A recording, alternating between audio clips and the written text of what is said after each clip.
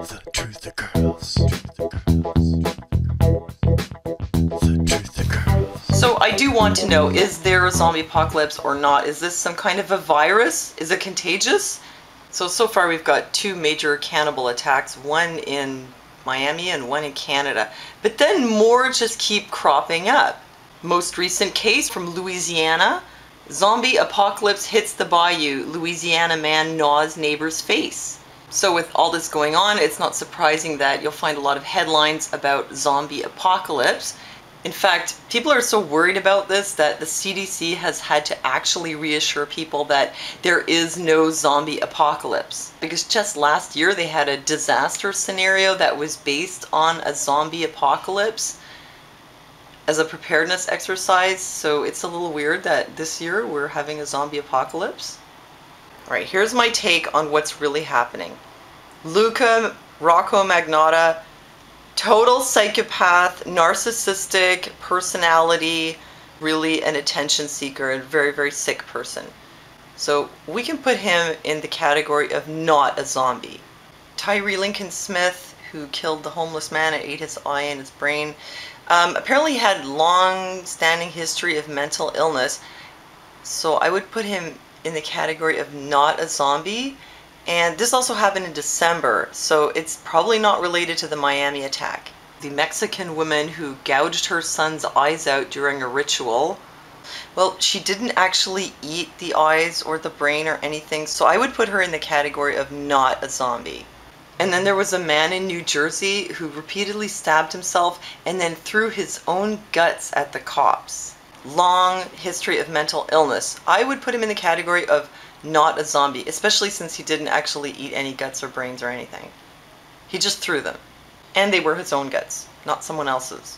Texas mother kills own child, then eats his brain. More zombie behavior. That actually happened in 2009, so clearly it's not related to the Miami case, which is not related to Luca Magnotta or any of these other cases so far. 21-year-old student in Maryland killed his roommate and ate part of his heart and brain. I don't think he was a zombie, but I can't be sure. And the roommate's name was Cujo. So far, none of these people qualify as zombies, which leaves Rudy Eugene, the Miami cannibal, and Carl Jacquinot, alleged cannibal / possible zombie, according to the Village Voice. They pretty much know that Rudy Eugene was on drugs, and they think that the drug he was on was something that's called bath salts, which is not something you put in the bath. It's actually like a form of speed, but more potent than meth. It's, I think, called methadone, and oddly enough, you can buy it off the internet, in Canada at least. It's extremely toxic, it makes you crazy, it's like something that the devil himself invented. And it's very likely that that's what happened with Rudy Eugene. I mean, this stuff makes you completely crazy. It will turn you into a raving, rabid, cannibal, zombie lunatic. Now looking at the case of Carl Jacquinot in Louisiana, and that they're mentioning that he was probably under the influence of some kind of drugs, I think that if anything, these two cases are probably drug related, and it's probably the bath salts. I went and looked into this. What are these bath salts?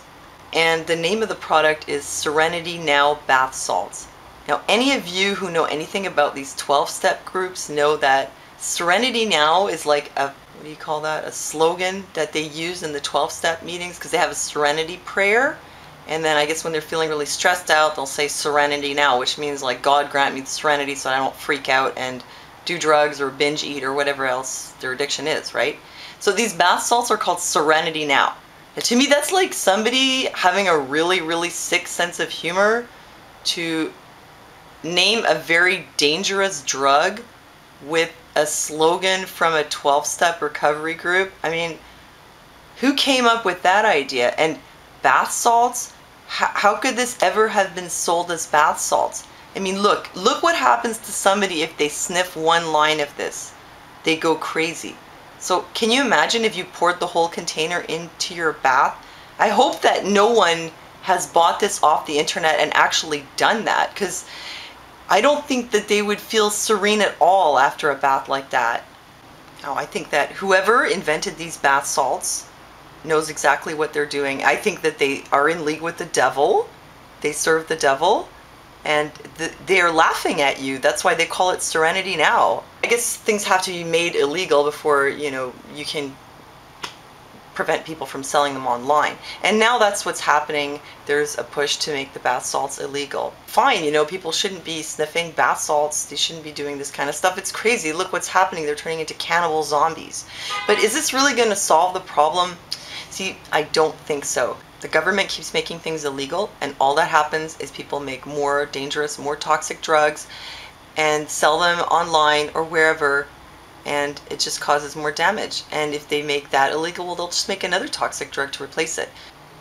Prohibition isn't working, and drug education isn't working. It's totally counterproductive. If something isn't working, you can't just keep doing it and expect a different result. That's another thing they say in the 12-step meetings. I know people who go to meetings. And that's what the government's doing. So maybe they should be going to 12-step meetings. Maybe the government should get sober. Yeah. So thanks for listening to me, and I'll see you next time. There's a fundraiser for Ronald Popo's recovery, the man who was attacked in Miami. So if you'd like to help Mr. Popo, please go to giveforward.com/Ronald Popo Recovery and make a donation. And please also remember to pray for him and his family. Thanks.